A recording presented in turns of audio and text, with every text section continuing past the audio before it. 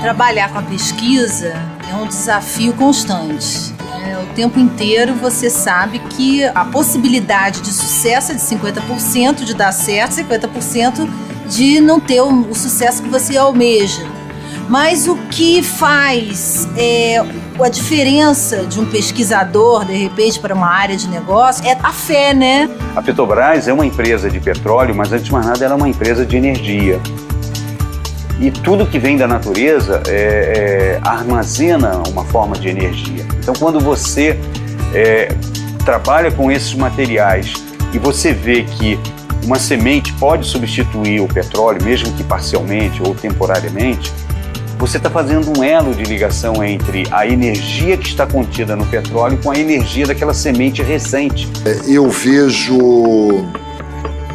a produção de biocombustíveis, como eu costumo dizer de uma maneira muito popular, um caminho sem volta. Nós denominamos de etanol de primeira geração aquele produzido por tecnologias já estabelecidas. Segunda geração, nós consideramos o etanol produzido de resíduos. Hoje o foco é se produzir combustíveis, biocombustíveis, com sustentabilidade, levando em consideração os aspectos econômicos, lógico, mas principalmente os ambientais e sociais. O Brasil produz hoje em torno de 350 milhões de toneladas de resíduos. Esses resíduos são ricos em carboidratos, conhecidos popularmente por açúcares. Então, você não tem que aumentar a área de plantio para você poder obter a tua matéria-prima. Você vai obter a tua matéria-prima dos materiais que são depositados que podem gerar impacto ambiental. A princípio, nós estamos usando o modelo, é o bagaço. Porque o bagaço é o resíduo mais expressivo no nosso país. Se a gente olhar os outros países que já produzem e têm experiência com biodiesel, cada país praticamente trabalha com uma oleaginosa. O Brasil tem uma diversidade de semente fabulosa. Então a gente sai da Amazônia até o Rio Grande do Sul, nós vamos encontrar aí algo em torno de 20 a 25 sementes que têm potenciais elevados para a produção de biodiesel. Então aqui está o grande desafio tecnológico, que não é nenhum bicho de 7 cabeças.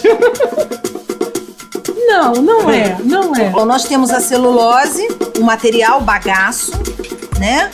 E aí nós vamos fazer uma hidrólise, que é a quebra desse bagaço. Então, acabou essa lavagem, nós separamos o líquido do sólido, nós fazemos outra lavagem, e agora uma lavagem alcalina. E aí nós temos a celulose pura. Nós jogamos uma enzima que quebra esse polímero em glicose, em açúcares menores, e adicionamos uma levedura, que é a levedura da cerveja, do pão, e ela vai converter esse açúcar que tem aqui a etanol. O etanol de terceira geração, nós estamos considerando aquele que vem de biomassa marinha. As algas marinhas que são produzidas de maneira em cativeiro e que contêm alto teor de óleo. Isso, sem dúvida, é o que está despontando o nosso futuro em biocombustível. É trabalhar com algas marinhas e isso tendo uma renovação quase que diária. Nosso desejo é que isso se torne uma realidade industrial o mais rápido possível, né?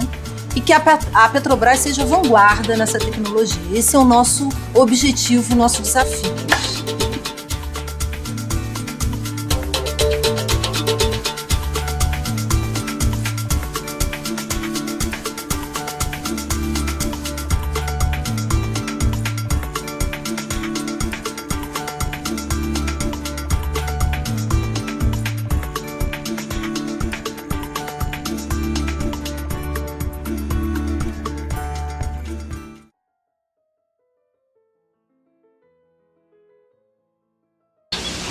O sistema desenvolvido pela Embrapa para substituir a fossa negra é a chamada fossa séptica biodigestora.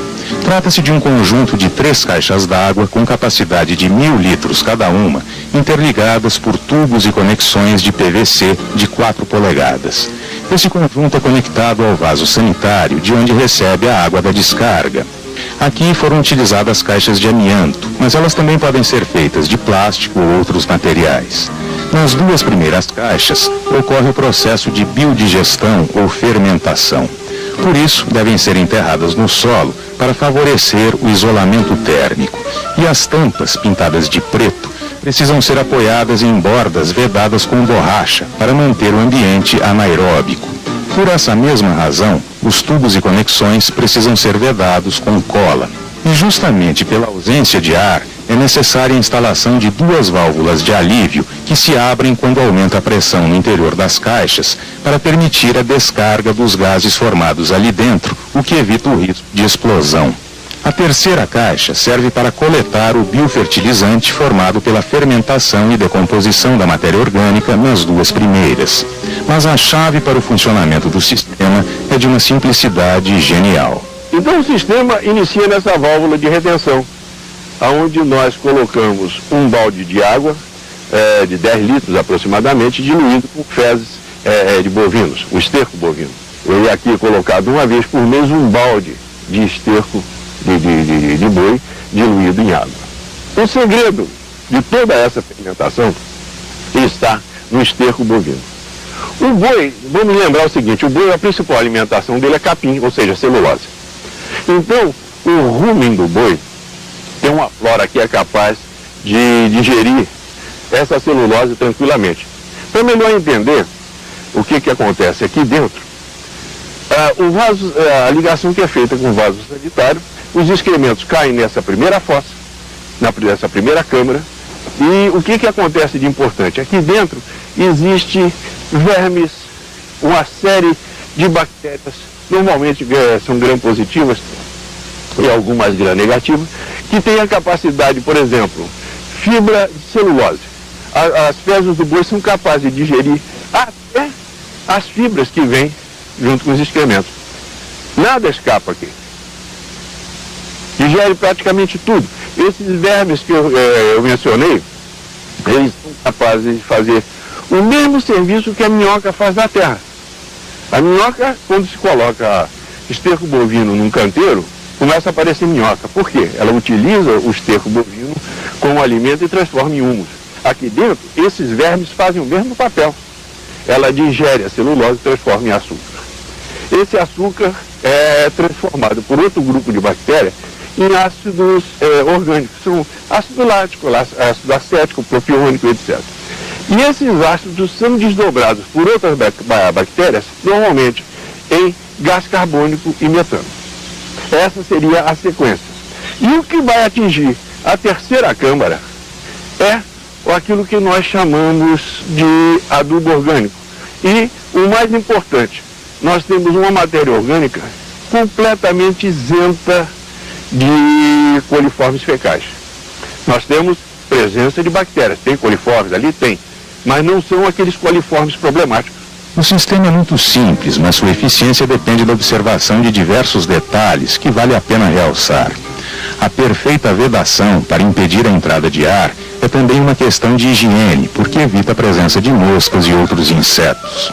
Se isso estivesse fermentando em presença de ar, teria um mau cheiro horrível. E aqui nós podemos ver, ou podemos constatar, que não existe odor. O sistema de interligação entre as caixas também é de importância fundamental para a eficiência do processo. Os excrementos, eles entram por cima da água, né? Eles sofrem a digestão e vão para o fundo. No fundo, eles vão pegar um tubo com a curva e eles vão passar, então, caminhar para a segunda câmara. E essas manchas verdes, mais claras que nós estamos vendo, é produto da movimentação de gases. Então esses gases borbulham o sistema e revolvem essa parte mais baixa. Com isso não há um entupimento entre as câmaras. É um sifão, né? Isso aqui é para poder absorver o material do fundo. Se nós fizéssemos a conexão toda em cima, não haveria esse sistema, esse sistema não funcionaria dessa forma, porque a matéria passaria praticamente sem ser digerida. Esse é um detalhe importante que deve se observar na construção. Sempre a entrada da câmara por cima e a saída com um sifão para permitir que se pegue o material do fundo. São bem nítidas as diferenças de cor e movimento do líquido contido nas três caixas. Na primeira, é muito grande a quantidade de micro-organismos digerindo a matéria orgânica para transformá-la em humus. Na segunda, onde o processo de digestão já está mais avançado, o movimento diminui pela menor quantidade de alimentos e, em consequência, menor população de micro-organismos. E na terceira, onde o biofertilizante está pronto, não se percebe movimento e é total a ausência de coliformes fecais. Para melhor evidenciar o contraste, o Dr. Novaes mostra com o uso de uma lupa a intensa atividade de biodigestão numa amostra do líquido coletado na primeira caixa. E quando observa na lente a amostra do efluente da terceira caixa, a eficiência do sistema é comprovada. A tela do monitor não revela nada.